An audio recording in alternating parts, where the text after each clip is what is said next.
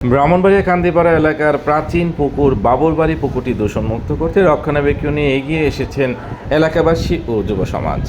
আজ সোমবার সকাল থেকে এ কাজ শুরু করেন তারা।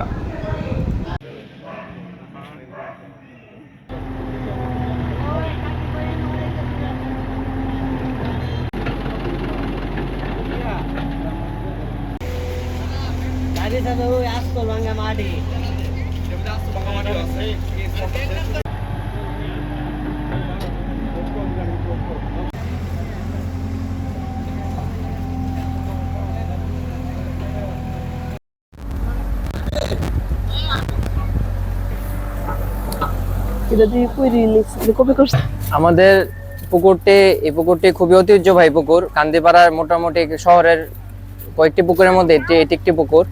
আনন্দবাবুর বাড়ির পুকুর নামে সকলের কাছে পরিচিত। তো দীর্ঘদিন যাবৎ এখানে একটা ময়লার ভাগাড় তৈরি হয়ে গিয়েছিল, যা আমাদের জন্য খুবই কষ্টের কারণ হয়ে দাঁড়িয়ে গিয়েছিল। তো কিছুদিনের মধ্যে আমরা সকলের সিদ্ধান্তে, সকলে এলাকাবাসী, সকল যুবকেরা মিলে এবং সকল মুরব্বীদের পরামর্শে আমরা নিজস্ব উদ্যোগে আজ থেকে এই পুকুরের পরিষ্কারের কার্যক্রম শুরু করেছে। তো ইনশাল্লাহ আশা করি বাবুরবাড়ির পুকুরটি তার আগের রূপ আবার ফিরে পাবে। কান্দিপাড়া আমাদের ময়লা স্তূপ আমাদের নিজ উদ্যোগে আমরা পরিষ্কার পরিচ্ছন্ন করতে হবে। নদ নদী, খাল বিল, পুকুর, জলাশয় ভরাট এবং দূষণ দণ্ডনীয় অপরাধ। বাংলাদেশের পরিবেশ আইনে এবং দণ্ডবিধি আইনে এর শাস্তি রয়ে গেছে এবং এটা দণ্ডনীয় অপরাধ। এখানে যে পুকুরটা এই এলাকার জন্য অনেক গুরুত্বপূর্ণ একটা পুকুর।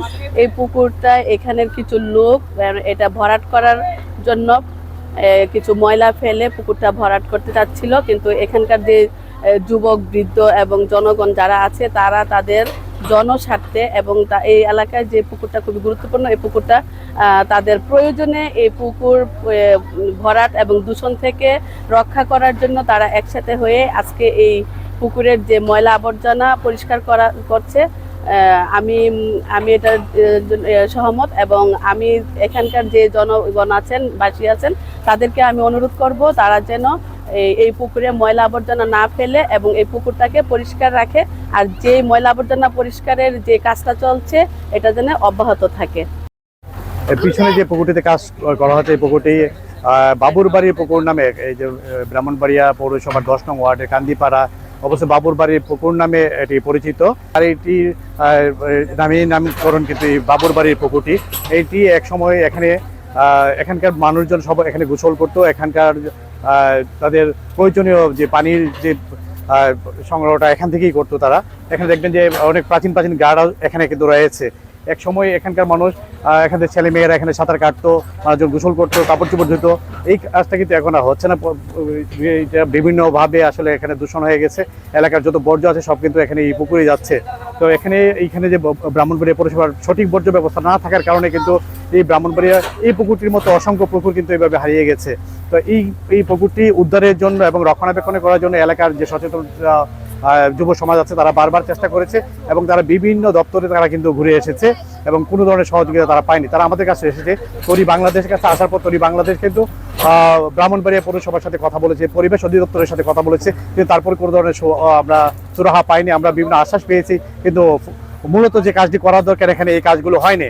তো এখন যে কাজটি হচ্ছে, এখানকার যুব সমাজের উদ্যোগে তারা কিন্তু সহযোগে তারা নিজেদের পকেটে টাকা খরচ করে চাঁদা দিয়ে তারা আজকে এখানে ব্যাকো লাগিয়েছে এবং পুকুরটি পরিষ্কারের কাজ করছে।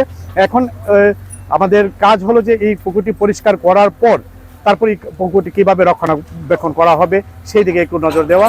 যে এলাকার যে যুব সমাজ যদি দায়িত্ব নেয়, এই কান্দিপাড়ার বাসিন্দারা যেভাবে এগিয়ে এসেছে, প্রত্যেকটা ওয়ার্ডের মানুষ যদি এভাবে এগিয়ে আসে তাহলে এখানকার পুকুরগুলো রক্ষা হবে, এখানকার জৈব বৈচিত্র্য রক্ষা পাবে, এখানকার পরিবেশ প্রকৃতি ভালো থাকবে। এবং এই পুকুরগুলো থাকলে কিন্তু এখানে যে আমরা প্রায় সময় দেখি যে অগ্নি ঘটনা ঘটে, তো এখানে আমার মনে হয় যে পুকুরগুলো থাকলে সবচেয়ে যে ভালো হবে। নিরাপদ শহরের জন্য যে পুকুরগুলো দরকার সেটা কিন্তু আমরা মনে করি যে এই পুকুর উদ্ধারের মাধ্যমে একটা সফলতা পাবে।